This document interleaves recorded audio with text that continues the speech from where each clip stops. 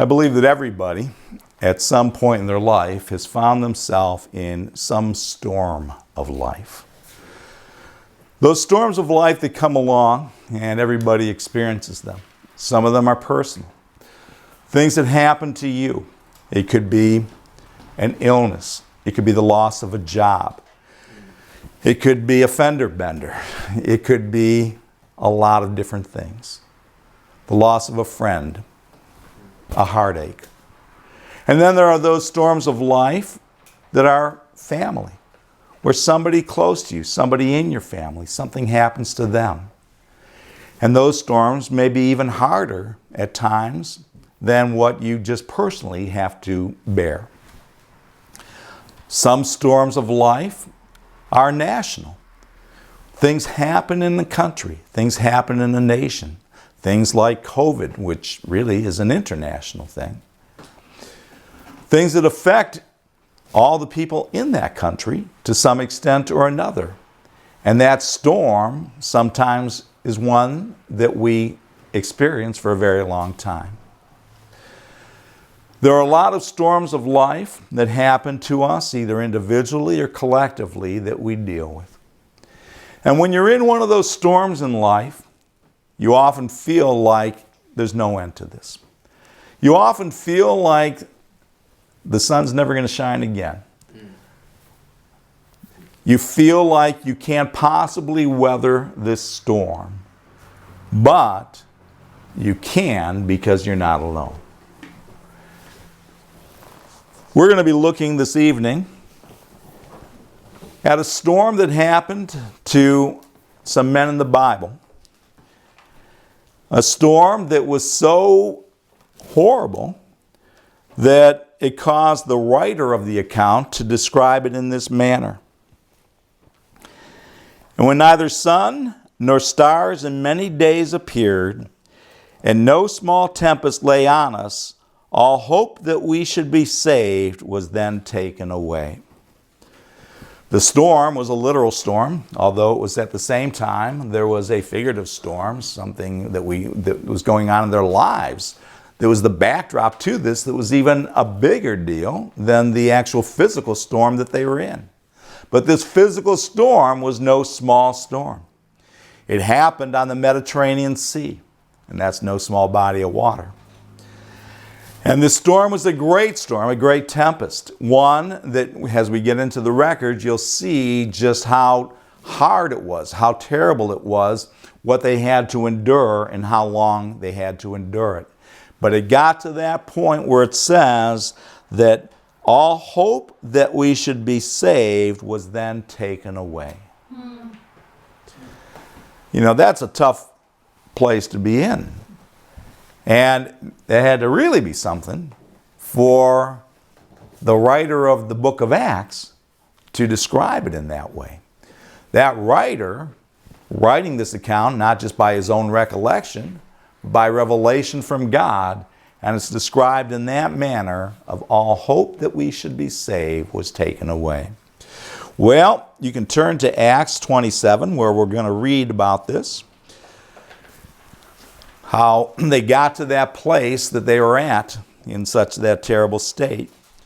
But I'd like to give you a little background as you're turning there, and a little background before we dig into this. The men that this involves are the Apostle Paul, Luke, and Aristarchus, his two companions in trouble and travel. Some of you know that reference. And those two men were with Paul as he was on this ship, ultimately heading for Rome. He met Luke. The record is in Acts 16:9, in the city of Troas, while he was on his second itinerary of moving the word, traveling through up into Asia and throughout Asia Minor and throughout the region surrounding the Mediterranean. And Luke was a physician, and Luke starts to travel with him. Luke travels with them to the next place, which is Macedonia. And Perhaps at that time, perhaps later, they meet Aristarchus, who is a Macedonian. They might not have met Aristarchus. Aristarchus might not have been around or gotten in the Word at that point in time. It might have been later. Aristarchus doesn't show up in the biblical record until Paul's third itinerary. And that happens, he's first mentioned in Acts 19 during the riot that took place in Ephesus, where you were headed last time you taught. And Aristarchus was with Paul and Luke at that time. Continuing the record in Acts, by Acts chapter 20, Paul has it in his mind, the Apostle Paul has it in his mind, that he is going to again go to Jerusalem, in spite of God's repeated warnings to him not to go. Paul decides he wants to go to Jerusalem. And the reason why he wants to go there is because his heart so goes out to his brethren according to the flesh, to the Israelites, the Judeans. He wants them to see them saved. He wants to try to get through to them because so many of them have rejected Jesus Christ. And even those that have accepted him are still so zealous for the law that they have followed him around on his travels and constantly done everything they could stop him.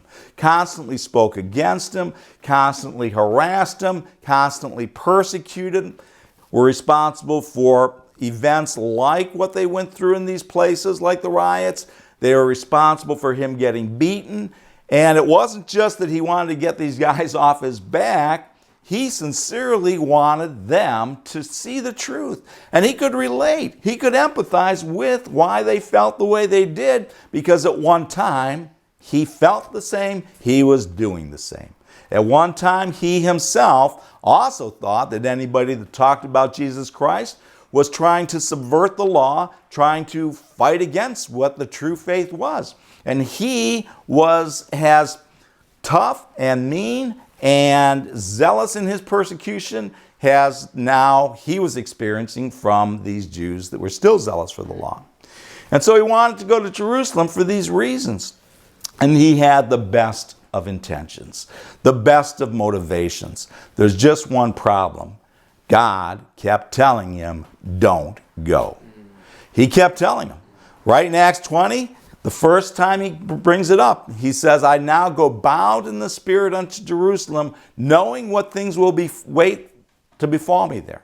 He knew when he got there that they were going to do all kinds of things to him. He didn't care. He didn't care. God told him first, and God will always tell you first before he tells anybody else anything else about what you should or shouldn't do.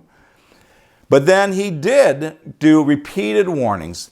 The prophet Agabus, the 7 daughters of Philip, the evangelist, prophesied. All these again and again warnings. Don't go. And if you go, then this is what's going to happen. Agabus comes and he ties him up and says, this is what's going to happen to you. But Paul decides to go, and when he gets there, pardon the expression, but all hell breaks loose. And he finds himself in the midst of, again, this riot of people who want to just tear him apart. And he has to be rescued out of this situation by the Roman guard to save his life. And he's arrested, and Luke and Aristarchus are also arrested with him. And he's taken in front of the Sanhedrin, and the storm only grows worse. In Acts 23, I'll just read this to you. You can stay in 27. In verse 10 it says, And when there arose a great dissension, the chief captain, this is of the Roman guard, fearing lest Paul should have been pulled in pieces of them. commanded the soldiers to go down and to take him by force from among them and to bring him into the castle. So that's how bad it got, that they were ready to literally tear him apart. And they had to pull him out of there, and they took him into the castle to safeguard him. And Paul knows at this point, this is why God kept telling him, don't go. You should have listened. You should have listened to God. But God's grace is so great. And God, that repeated revelation given more than once, can't be changed. The revelation that this bad stuff was going to happen, there was no turning that around. But God did the best he could for him in this situation. Paul's arrested. And eventually he'll be put in front of 3 different local rulers, Felix, Festus, and King Agrippa. And eventually he'll appear before Caesar to answer for what's going on. But right from the start, even though he got into all this trouble by not listening to God, God's still doing everything he can for him, and God lets him know right at the beginning, I'm still with you. The very next verse in Acts 23, verse 11 says, and the night following, the Lord stood by him and said, be of good cheer, Paul, for as thou hast testified of me in Jerusalem, so must thou bear witness also at Rome. So just as you've spoken about me in Jerusalem, you will speak of me in Rome. He knows the word of the Lord is that he will make it to Rome safely. Now with that background, let's look at Acts 27, verse 1. And when it was determined that we should sail into Italy, they delivered Paul and certain other prisoners unto one named Julius, a centurion of Augustus' band. This is the soldier that's in charge of guarding him and getting him to Rome. And entering into a ship of Adramyttium, we launched, meaning to sail by the coast of Asia, one Aristarchus, a Macedonian of Thessalonica, being with us. And the next day we touched at Sidon, and Julius courteously entreated Paul and gave him liberty to go unto his friends to refresh himself. Isn't that great? You see how even though he's under arrest, somehow God's winning favor, having him win favor with those that are watching over. And when they come to this place of Sidon, then he gets to go and hang out with his friends, be refreshed of them. So we'll start the trip here. We begin the journey, and I'll be following these green arrows. So the journey starts down here in the area of Caesarea. So they get in the ship and they travel along the coast, not far, but to Sidon. And this is where then Paul gets to spend the night hanging out with his buddies. Verse 4. And when we had launched from thence, from Sidon, we sailed under Cyprus because the winds were contrary. And when we had sailed over the sea of Cilicia and Pamphylia, we came to Myra, a city of Lycia. Okay, so they are leaving Sidon. Now, you look, the route that you would normally take was the one he took at other times, coming here underneath this island of Cyprus. But because the winds were contrary, you wanted the protection of this kind of channel, so to speak, here. So they come up over Cyprus and they pass under this area and they end up here in this city of Myra. And that's the city of Lycia. Verse 6. And there the centurion found a ship of Alexandria sailing into Italy, and he put us therein. So they trade ships, trade for a bigger one. Verse 7. And when we had sailed slowly many days, and scarce were come over against Cnidus, the wind not suffering us, we sailed under Crete over against Salmone, and hardly passing it, came unto a place which is called the Fair Havens, which is right up here on Lake Ontario. It's a state park. Well, there is one, but that's not where he was. Nigh whereunto was the city of Lasea. Okay, so here you see it. Okay, so he's come up here. He got to Myra. This is where they're changing ships.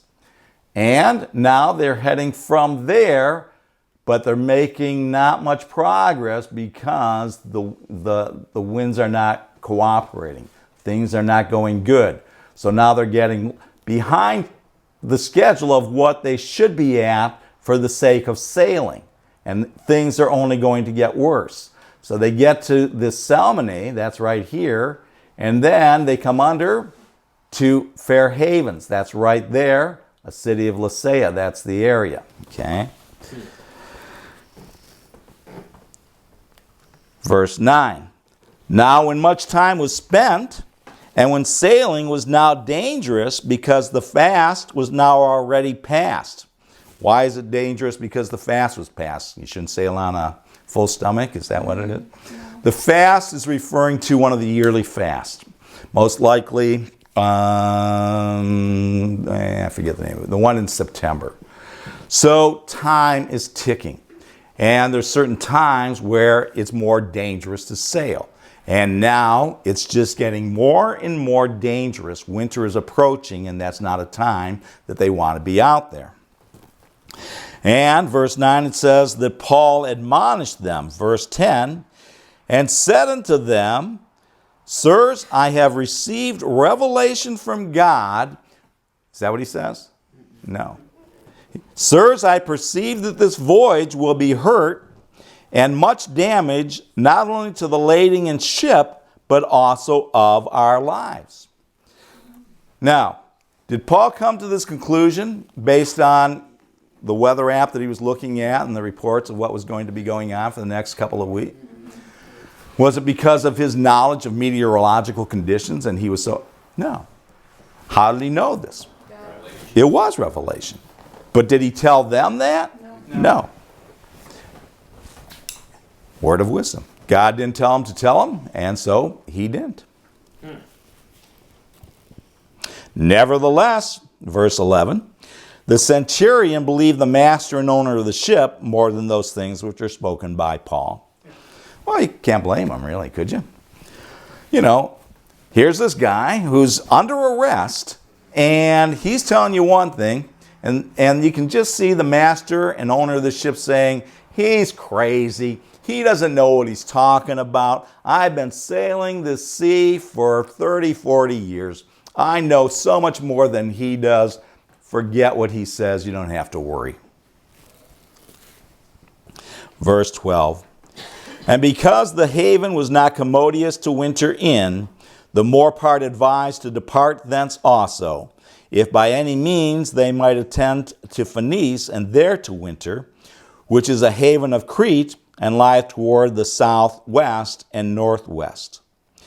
And when the south wind blew softly, supposing that they obtained their purpose, loosing thence, they sailed close by Crete. So here they are again looking at the trip. And now they've come here from Fair Havens. They say that that's not a good place to spend the winter. And you can kind of see it's a lot more exposed. They want to get up into this area where it's not taking the brunt of the waves and so forth. And they tried doing that, but the winds are starting to decide where that ship's going rather than them. It's taking them. Verse 14. But not long after, there arose against it a tempestuous wind called Euroclydon.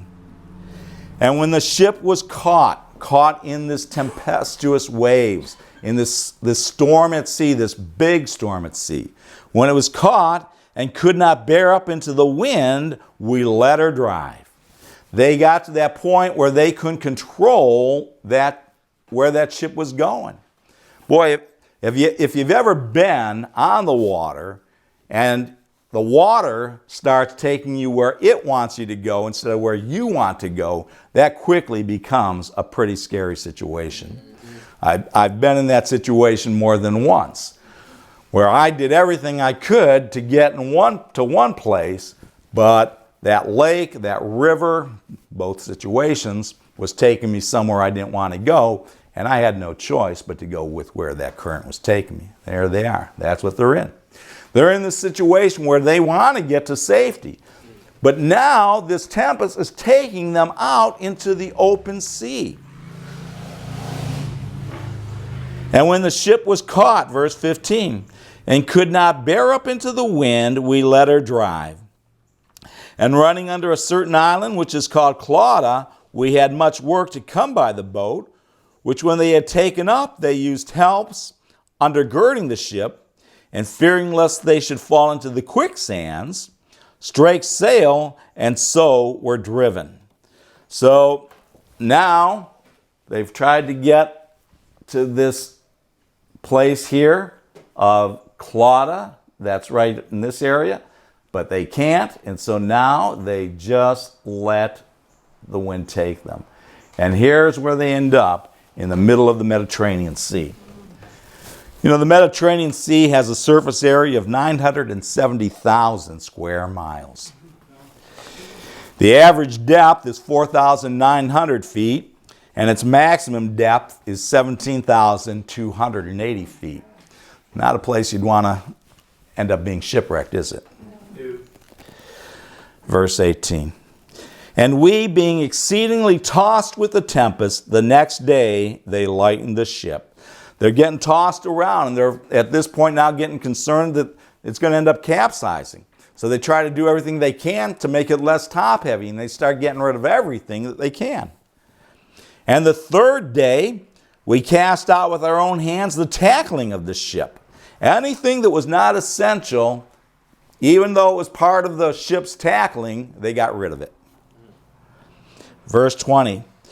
And when neither sun nor stars in many days appeared, and no small tempest lay on us, all hope that we should be saved was then taken away. That's where they're at. That's how they got there. Verse 21. But after long abstinence, after keeping to himself, keeping in his quarters, Paul stood forth in the midst of them and said, Sirs, you should have hearkened unto me. You should have listened, and not have loosed from Crete, and that to have gained this harm and loss. You know, it takes a bit of nerve for Paul to say this on more than one level, doesn't it? First of all, I'm sure that's the last thing they wanted to hear at this point in time. You should have listened to me. But this is coming from the fella who's in this situation himself, because he didn't listen to God. So there's a certain irony in that, isn't there? Yes. You should have, and you wouldn't have had this harm and loss. Verse 22. And now I exhort you to be of good cheer. Boy, he's really asking for it, isn't he? Cheer up. Relax. Be happy. Yeah, a lot to be happy about, I'm sure they're thinking. But why? For there shall be no loss of any man's life among you, but of the ship. You're going to lose the ship. Forget that. But everybody on it is going to be saved if now you listen to what I'm telling you. For there stood by me this night the angel of God, whose I am and whom I what? Serve. Whose I am and whom I serve. He knew that he was God's.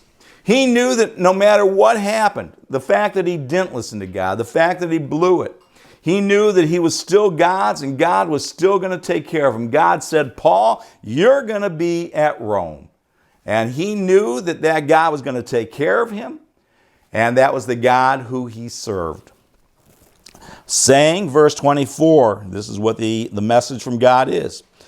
Fear not, Paul, thou must be brought before Caesar, and lo, God hath given thee all them that sail with thee.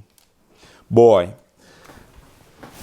did these guys deserve it? Were they gods? No. Were they worshiping God? Did they? No. They just cashed in on being with Paul.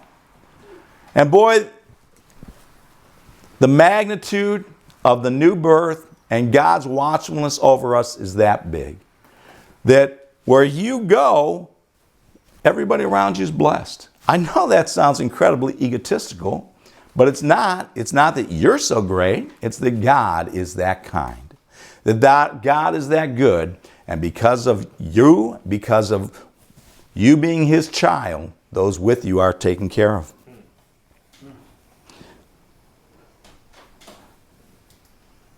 Verse 25.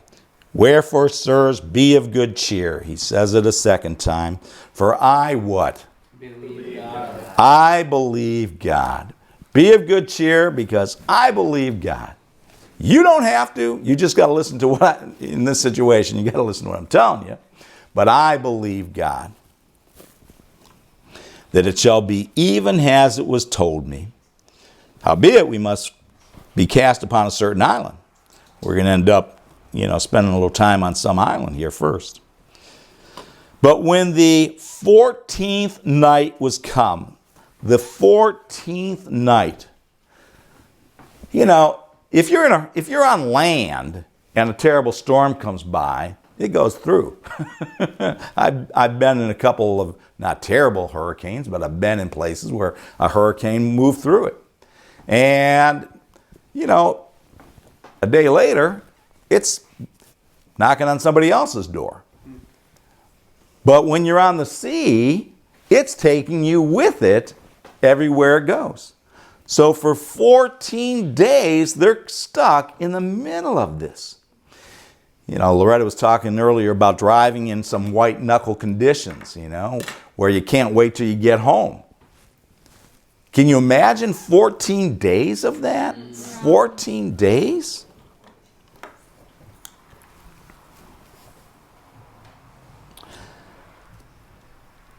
And we were driven, continuing in verse 27, up and down in Adria. About midnight, the shipmen deemed that they drew near to some country. And they sounded and found it 20 fathoms. They found they're getting so shallower water. And when they had gone a little further, they sounded again and found it 15 fathoms. Then fearing lest we should have fallen upon rocks, they cast 4 anchors out of the stern and wished for the day. You betcha they did. And they're picturing we're going to crash on the rocks and we're going to die. Verse 30. And as the shipmen were about to flee out of the ship, when they had let down the boat into the sea under color, as though they would have cast anchors out of the foreship, Paul said to the centurion and to the soldiers, except these abide in the ship, ye cannot be saved. They're going to bail out. They're going to abandon ship. And Paul's saying, if they do it, you guys are all going to be lost. Then the soldiers cut off the ropes off the boat and let her fall off. And that was the end of that argument, right? They just cut the lifeboats, so that's not an option anymore. Verse 33. And while the day was coming on, Paul besought them all to take meat, saying, this day is the 14th day that ye have tarried and continued fasting, having taken nothing. Wherefore I pray you to take some meat, for this is for your health, for there shall not a hair fall from the head of any of you. They're going to abandon ship, but Paul says don't. And then he says, you know what? You guys need to eat something here because you haven't eaten anything in 14 days. Now, that's not because they were, trying to lose some weight here. This is because nobody, I'm sure, could eat. Combination of seasickness being thrown around like that and just the tenseness, the fear of what's going on. But Paul says you got to have some strength because you got some swimming to do before this is all over. Verse 35, and when he had thus spoken, he took bread and gave thanks to God in the presence of them all. And when he had broken it, he began to eat. Verse 36, then they were all of good cheer, and they also took some meat. They decided this was a good idea to have something. And we were all in the ship, 260 souls. It's 276 people. 276 people that were on that ship. And when they had eaten enough, they lightened the ship and cast out the wheat into the sea.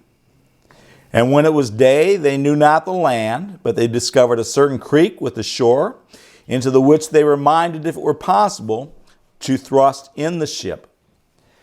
And when they had taken up the anchors, they committed themselves unto the sea, and loosed the rudder bands, and hoisted up the mainsail to the wind, and made toward shore.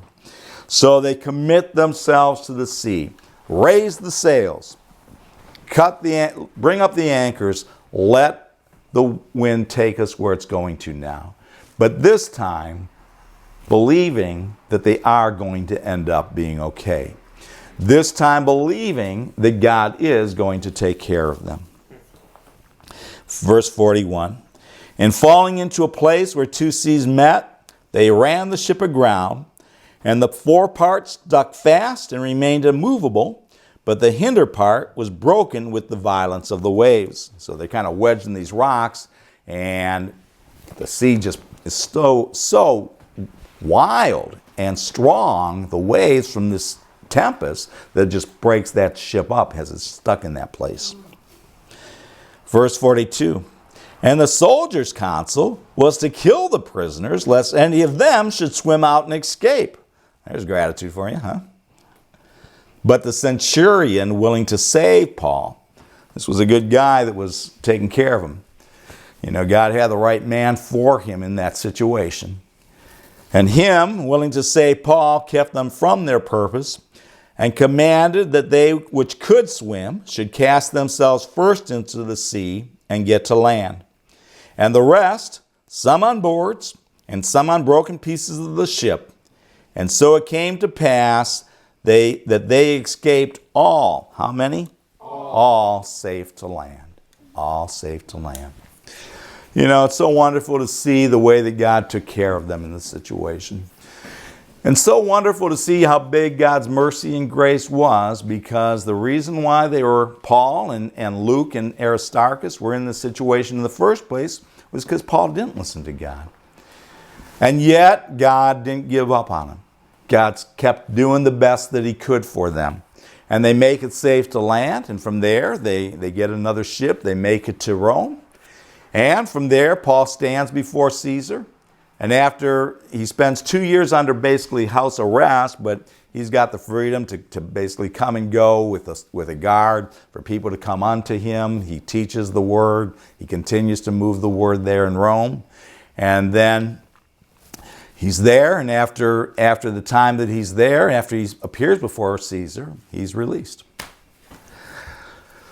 It's so wonderful the way that God did take care of him throughout that situation. And God will do that for us. We can always weather whatever storms we are in, because God will see us safely through that storm.